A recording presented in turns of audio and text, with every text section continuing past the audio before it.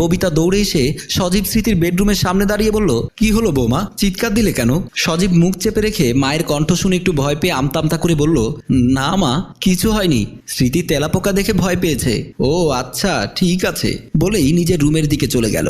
সজীব মুখ থেকে হাত সরিয়ে বলল, কি এমন করেছি? এভাবে কেউ চিৎকার দেয়? স্মৃতির চোখের পানি ছলছল করছে, ভীষণ যন্ত্রণা হচ্ছে। আপনি এমন কেন করলেন? আমি ভীষণ ব্যথা পেয়েছি, আমার ব্লাড যাচ্ছে। বুঝলাম না, এতটুকুতেই ব্লাড যাচ্ছে? কি যে বলো না তুমি। বিশ্বাস করুন, প্রচুর ব্লাড যাচ্ছে। সজীব মনে মনে বলল, এতটুকুতে ব্লাড আসার তো কথা না। স্মৃতি কি আমার সাথে নাটক করছে?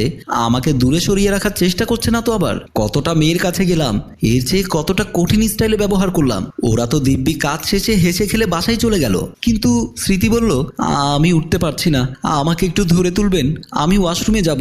সজীব বলল, তুমি কি আমার সাথে নাটক করছো? সামান্য একটু ভিন্ন পদ্ধতি ব্যবহার করতেই তুমি উঠতেই পারছো না? ব্লাড যাচ্ছে, আমি যেন কাছে না আসি সেই উসিলা খুঁজছো, তাই না?